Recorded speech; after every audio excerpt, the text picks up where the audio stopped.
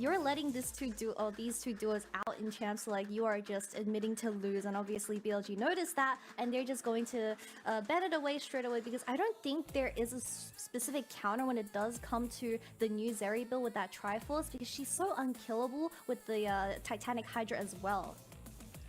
Yeah, I think it's just such a powerful combination of things. But already we're seeing the Aphelios priority coming in here for Abel and BLG, already kind of saying, going back to tried and tested methods that we saw during MSI. They're taking out the Jace and the Maokai to kind of say, look, we're happy with this. It's a flex for them. They can put it mid, they can put it top. I will say we did see Yagao play the Jace in the play-in stage of MSI.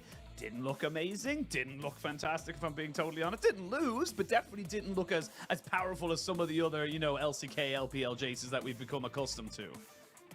Yeah, I think I remember specifically in an interview with Tabi, I think it was the press conference right after MSI Finals, where they didn't find they didn't realize the significance of this Jace pick when it does come to the mid lane meta, and we saw that JDG specifically not utilize this champion and take away 3 wins in a row, and I think in one of their interactions, Yagao was like, yo, look, we're gonna be playing in finals once again, can you not build Medjais? And he's like, yeah, sure, just play an AD carry, and that's what he picked. Jace is just such a high priority when it does come to this patch.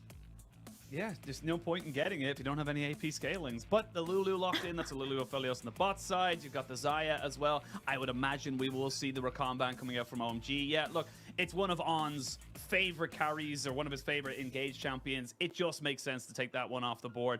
I will say, though, for the side of BLG, you've left your support kind of wide open here, so there's going to be quite a few options taken away from you, I imagine, by the side of OMG, and they're going to have a pretty decent time, you would imagine, with the Aphelios Lulu to kind of let that one stick, and with the Sion as well, they're happy to scale. If OMG wants to commit to the double support ban, they should take Blitzcrank away, as well as you already showed the Aphelios and Lulu for the side of this blue. But, you know, when we talk about On, his 2 iconic champions is the Rakan and the Blitzcrank, which made them so far, or go so far, into last split. But of course, it's already been taken away. So maybe On does go for something that can match up against this Lulu, or go for something that is going to be more initiative. To see what they want to try and go for, but at the end now it's going to be the Nautilus coming in. You mentioned the Blitzcrank, got to take that one away. Nautilus just as good sometimes, but can put himself in a bit of precarious positions if he misses and hits a wall, so we'll see how that one kind of goes, and gives you a bit of good pull play. And right now we're kind of seeing a very kind of standard front to back here for the side of BLG. You've got the Maokai. I imagine they'd look to put maybe an Ornn or some kind of tanky, maybe even a Malphite, you might see it, in that top side to kind of maybe, you know, give themselves a little bit more of a front line. But with the Nautilus and the Maokai, you've got plenty to kind of work with. And for OMG, they're looking to try and maybe get themselves some reset city. You get the Viego locked in with that Ari. You've got plenty to be going off of, and they will get it. So lots of mobility, lots of frontline available with that Sion, and they're looking to try and kind of, you know, make these skirmishes very scrappy and kind of keep them going as long as possible. And it does seem it is going to be a Jace mid for Yagao in this specific matchup, but I think just looking at the 2 team comps so far, we do have the Gragas hover for that last pick, which is going to get locked in.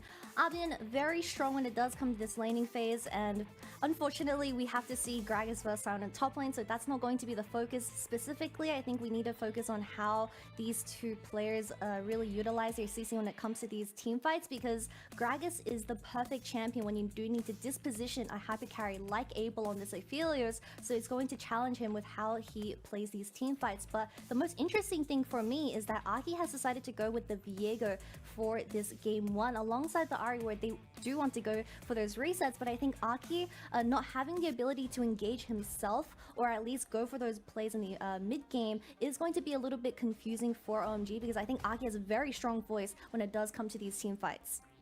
Absolutely, and I think that, I like that you mentioned the bin as well. We saw so many times, you know, in great Gragas Barrow can be the difference between a won and lost team fight. That's kind of where the lines lands, I suppose. But Teams are locked and loaded. It is going to be game one of this best of three, and I think OMG are fairly happy with what they've gotten. You know, like you said, Aki's going to be able to kind of go forward with that Viego, build himself up, and kind of, you know, become that kind of shot caller slash carry, while also having the Aphelios in the back pocket with the Lulu to kind of protect them. Whereas the other side, BLG, plenty of playmaking ability. You have the Nautilus, you have the Gragas, as you just mentioned. So I think both teams are definitely going to be looking to kind of be a bit more scrappy, and I'm hoping that just like yesterday's second series, we got ourselves a bit of a banger. Most definitely, Oisin, and I'm so glad that I am back on this day one alongside you, because OMG vs BLG, two of the fan favorites we have in the LPL, and for very good reason. I mean, they were definitely the underdogs up against so many top tier teams, and they were able to get as far as they were, and of course, hopefully we get to see them shine even further in the summer split. Absolutely, and look, I normally say that the split is a marathon, not a sprint, but it's a bit of both this particular summer split. We only have 7 weeks of play. This is kind of one of our less condensed weeks, as once we go into next week, it'll only be Monday and Tuesday that we have only 2 best of 3s, and then the rest will be 3 best of 3s. So plenty of League of Legends to be kind of bringing you all as the incumbent winners of MSI look to kind of go for it. But we'll see what BLG, how they look, and I think that's the biggest question on a lot of people's minds, is how they look coming. Haven't had, obviously, a huge amount of, actually just noticed there, Shun going towards that futures market there alongside that first strike, so he's looking for a bit of extra cash in his thing. But yeah, like, you know, again, we're looking to Shun, or we're looking to BLG to see how do they look, have they, you know, adapted back, have they, you know, jet lag, have they been able to kind of get on the patch? These are the small little questions, and then also importantly for OMG, can they capitalize on what could be a very tired BLG? Well, hopefully BLG is not jet lagged, because I'm definitely jet lagged, so I will tank it for the boys. Ppgod really needs to not get caught in this level 1, because once you do trade that flash for flash, Shun is more than happy to route towards this bottom side, and On is one of the most aggressive supports we have in the LPL. And I'm really excited to see how BLG will play out this composition, because we have Shun on a utility champion. And I think BLG, they find the most success when Yagao is the one playing utility. But for this game 1, he has decided to opt into the Jace. So he really needs to get in that mid push so Shun is able to look around the map with that priority. Well, it looks like already he's going to put down a nice little ward there on the ramp just to see if he can catch someone else. It's not that deep, if I'm being totally honest. Normally we do see them, well, you know, it was kind of coined the faker ward. You kind of push in, get that ward down on Raptors so you get a perfect information. But this one won't really spot anything, really, for the time being at least, as we see both junglers happy to kind of go along their merry ways, get themselves their full clears.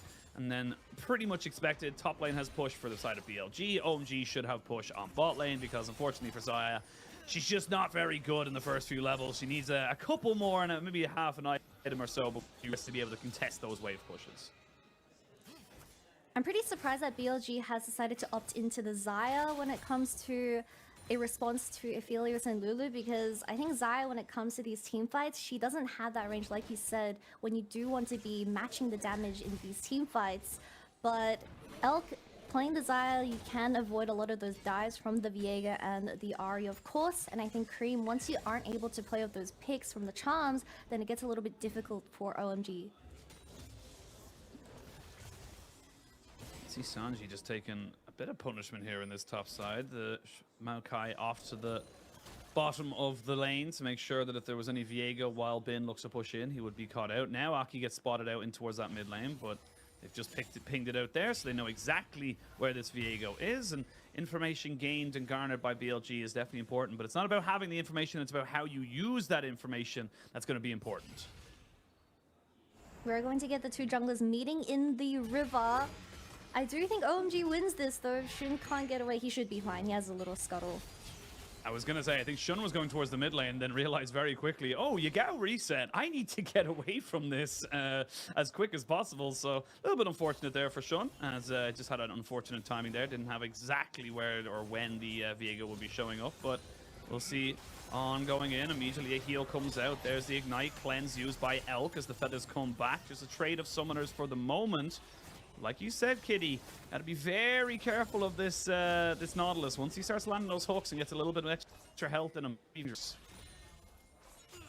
You already see Shun pathing towards his bot lane, which is going to be naturally a gank onto the bottom lane. I think you really need to shut down this Aphelios and Lulu before they get their items online. We have seen a lot of Lulus going the Ardent Sensor first as the item, but I think it is completely fine. You have a Viego and Aphelios for this game 1, so that is going to be the most ideal item.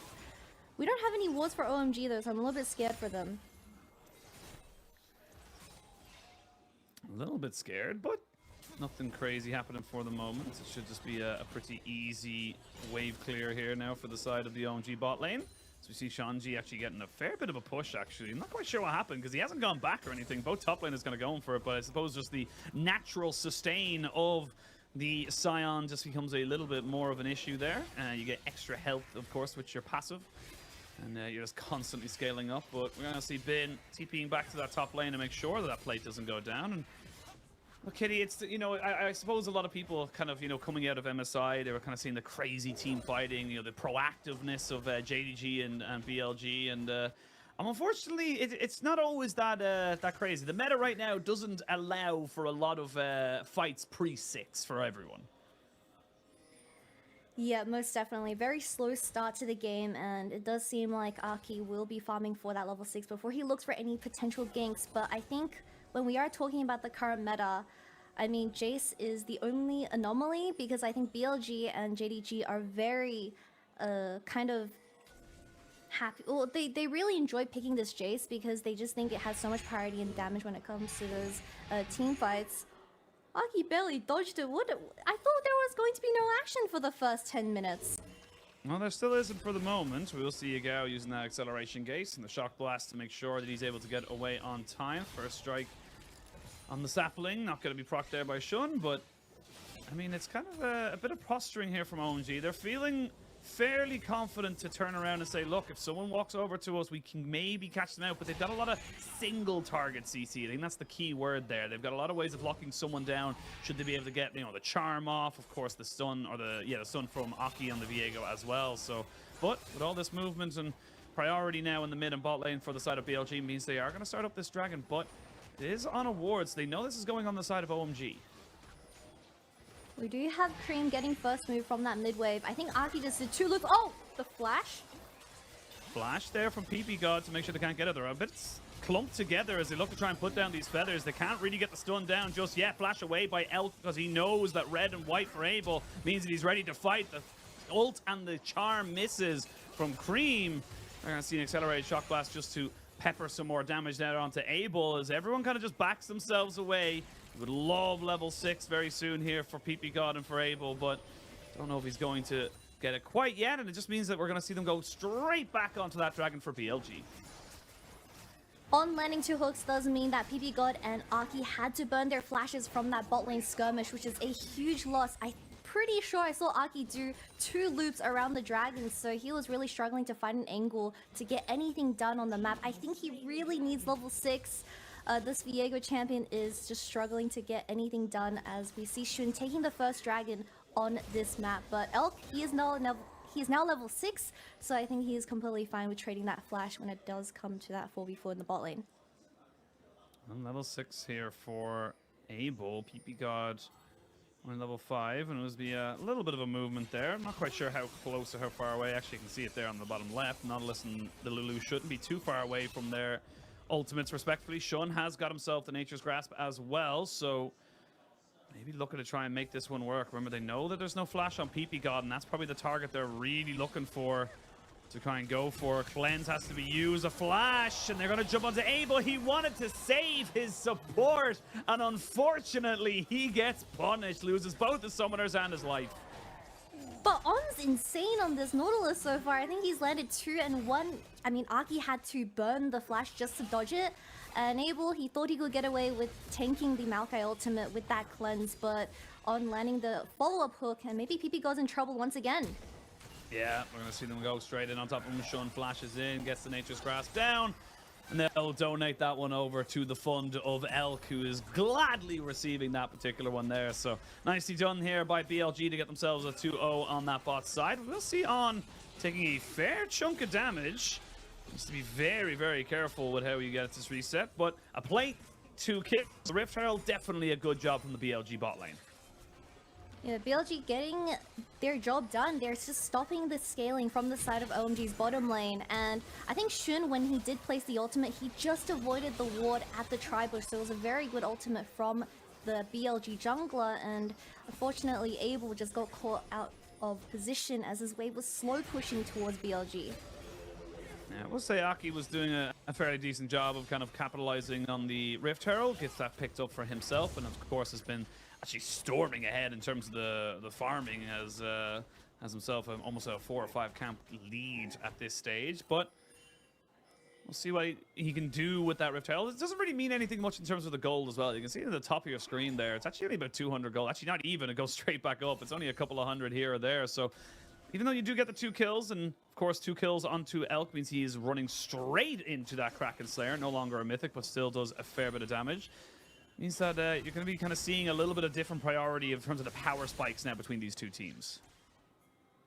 It also seemed like On was trying to look for something in the mid lane, and Creme had to burn his ultimate as a result of that. So, I mean, OMG kind of just seemed like they're playing into BLG's hands, as they're the team that has more initiative when it does come to this early game. But that's what we expect out of a Nautilus and Maokai playing around Elk, and he already has the Kraken Slayer to the point where he's able to 1v2 in the bot lane.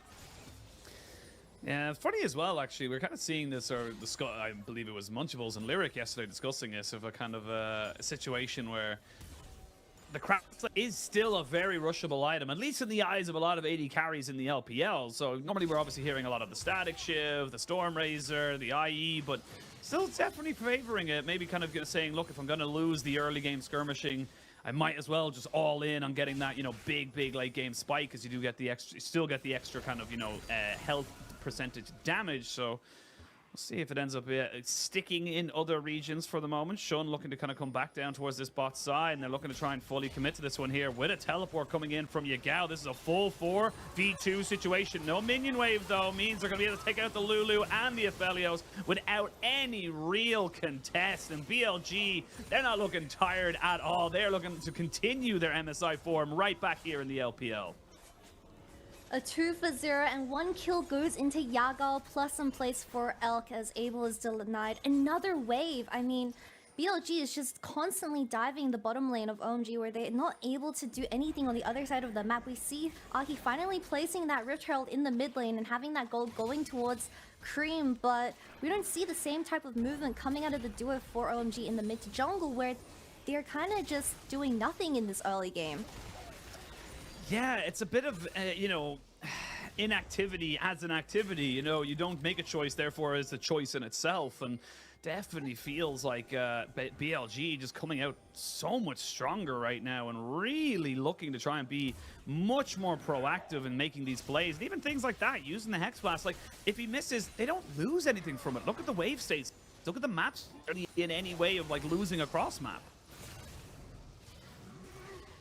On going for another sneaky hook, but look at the vision control that BLG has able to plant down after the dive in bottom lane. I think it's going to be really tough for OMG to even face check this, because you have a Viego and Lulu. Whoever gets hooked just instantly dies from the amount of damage that BLG has on this side. Just quite, 13 minutes. Look at On, he's just placing wards everywhere. He doesn't care. It's not like Aki can kill him anyways, because this Viego doesn't have the damage just quite yet, unfortunately. And the support and jungle duo taking over the game, which I do also want to highlight, is exactly what we saw at MSI. We saw that BLG had a very shaky start throughout the play-ins, but the biggest difference was definitely Shun and On getting their synergy together and making so many proactive plays in this early game. Yeah, Storm Razor finally finished up here for Abel, but I don't think Elk's a million miles away from it either, so definitely going to see them look for an engage here now as the support and mids try to help out their junglers. Good charm there from Creme onto Yagao to stop him from joining up on this fight. TP going to be coming in on the backside though, and that is going to be Bin. Heartbreaker over the wall keeps Aki alive and well, but you'll lose the teleport. But now they might just turn themselves right back to that bot lane and say, hey, look, we may be looking for a little bit of a dive on this Aphelios. Abel just has to leave. This bottom side jungle is, you can't enter it for the side of OMG, and they are forced to play towards top lane, but your top lane is a Scion. We don't see Aki countering any dive from the side of BLG, and I think he's really running out of options here because we also have Creme on the Ahri in the mid lane, not really going for anything on top lane either, where it is Jace. Oh, poor Abel, he can't do anything. Not really at the moment, no. We are going to see a dive in that top side as they look to try and take down Yagao. Now kind of isolated away, a flash for flash. Shanji keeping himself in tow. Nicely done there by OMG. Finally getting themselves a little bit of reprieve and should be able to pick up this tower as well. Not the worst result, but that kill going towards the side of OMG. Is it enough? Maybe. It could be the start of something, but Abel is just so behind compared to Elk when it does come to that CS 30 behind at this moment. I was surprised that Creme also didn't roam up. I think he was zoned out by 2 people in the river. But you see, we have Lucidity and Everfrost, and I already hear Nightmare complaining in my little ear about how this Ahri damage is going to be non-existent when it comes to these team fights. And you need to remember that Abel being set so far behind, he is supposed to be the hyper carry when it comes to these team fights, and you're really going to be dependent on Aki getting those resets when it comes to these mid-game skirmishes. Yeah, again, great flash by Shanji, just gonna isolate him out, and this is the power of the Scion. It's why we're seeing such a priority from top laners now to kind of say, look, you know, he's just a wall. He just runs at you, and there's nothing you can really do about it. Nice sidestep there from Shanji as Yagao looks to try and get a little bit of a trade back here. Might be a 5v5 around this Rift Herald, though, as 16 minutes into the game, we are seeing full items being picked up. Here we go. We're going to see a full engage there on top of Aki. Abel getting caught out. And everything thrown at him, including the kitchen sink. They're looking to maybe burn down Bim, but he's still fairly healthy at this stage of the game. And with Aki dead, so difficult for them to really go for anything else. And there's a problem with OMG's composition. You don't really have the ability to face check any objective when you don't have vision control, or at least lane party when it comes to this top side. And Aki, he had to go in first, and unfortunately, getting one shot from the side of BLG, and we saw a full combo onto Bin, and I think from Abel as well, and Bin barely dropped to half HP. There's just not enough damage to do any skirmishing right at this moment, and I don't think they're going to get any stronger unless BLG make that mistake. Absolutely. I mean, like, it's so difficult. Look at where the gold is kind of situated on the side of BLG as well. 3-0 and 2 onto Elk means that he's got himself that Gale Force alongside the Kraken Slayer. So they said it couldn't be done. Has science gone too far, but does have himself the 2 old mythics combined. And yeah, I mean, Aki, once he gets caught by that single CC, it just kind of keeps piling on, just bit after bit, little after little. It's just so difficult for him to walk away. And talking about CC, I'm not sure if anyone noticed, but Abel got Maokai ulted into Gragas ult. He was getting dispositioned everywhere, and I think that is going to be the biggest problem for Abel, is just there's too much CC from the side of BLG for him to do anything, especially being set behind. So I'm really wondering how OMG is going to play of these team fights, because I think Creme needs to be the first one to get that charm onto someone that doesn't expect it. Yeah, I tend to agree, and we'll wait to see now how OMG responds. Right now it's all BLG, and it's only a 2,500 gold lead. You can see already Shanji, a couple of auto attacks there from El, means that he's definitely struggling to kind of deal with this one here. The Gragas looking for a bit of a flank. We see decent poke coming out from the Jason. A good hook there straight onto Creme as he's forced to go into Zonya's. But how can you really fight this as OMG? There's just so much being thrown at you, and Elk is just completely untouched. They are shredding through these health bars, and there's just nothing OMG can do. And of course, in classic LPL style, we have a 5v5 in the mid lane at 18 minutes. And I mean, I think we have some of the best Gragases we've seen around the world. Bin and 369 just really utilizing how this ultimate gets placed in these team fights, to the point where Aki just got blasted into the middle and got one shot by the carries of BLG. But I think OMG in a very sticky position, losing 2 towers and this 3rd dragon and the entire control of this bottom side. I mean, without vision, Ahri and Viego just don't really work. I mean, this is domination right now by BLG. So much going just absolutely perfect. And it's not as if OMG are making big mistakes. It's just BLG are just playing better, full stop. They're playing 5v5, but they just don't have the damage to ever go even when it does come to these team fights. We even have the red and white, but nothing is dropping in terms of health bar. And of course, with Aki gone, and Creme going utility, Abel just doesn't have what it takes to make up for that lack of damage. But talking about something else, I think BLG is playing extremely consistently ever since MSI, and I'm very happy to see that Yagao on this Jace, a lot of people keep calling him a utility player, but definitely put in the work ever since MSI, and I'm very excited to see if this Jace pick is going to become a high priority for other teams as well. Yeah, tend to agree that BLG have definitely gone from strength to strength ever since spring playoffs and continued it at MSI. Of course, they'll be a little bit disappointed that they lost to JDG in that finals, and have yet to really kind of, actually not yet to really, have not actually beaten JDG in a best of 5 so far this year. And they've played each other 4 times. That's kind of, it's kind of insane that we're already into summer split. They've played, and we've already seen 4 best of 5s between BLG and JDG. Of course, JDG will be playing later, but for now, BLG taking this task in their stride right now, is looking so good with everything they've built up for themselves. And again, they came on with a very kind of set way they wanted to play from draft. They locked in the Jace and the Maokai nice and early. They said, yeah, we're happy with this, we know where we want to go with it. And you only have so many bans. You had to ban the Rakan, you had to ban the Blitzcrank, and it just meant that you had options like the Nautilus, and of course the Gragas then was left to be open as well. So I think that, BLG just looking very comfortable so far in this game. And like you said earlier, it's going to come down to either a BLG mistake or an OMG God play for them to really go for it. But that's a nearly 3-item Xayah who is just shredding through your front line. There's nothing you can do about it, Shanji. He'll have to run away now. You don't have a front line available to try and keep Abel alive, and he gets jumped on, boxed up. Welcome to the bounce house. Double kill for Shun.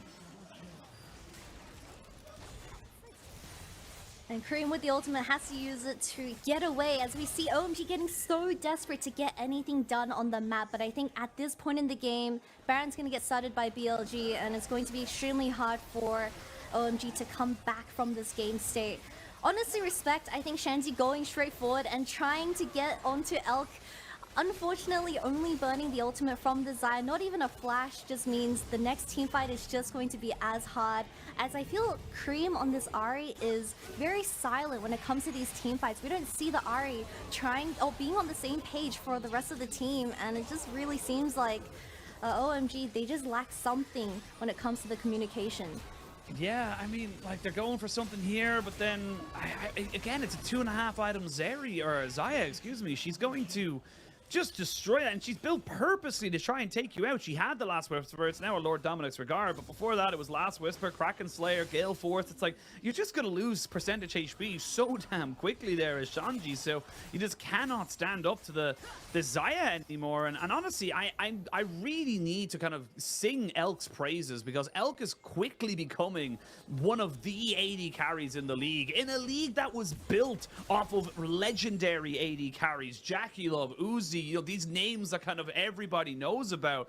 You're now looking at someone like Elk, another, kind of LPL AD carry that's just looking dominating and really kind of showing that he can be the carry his team needs.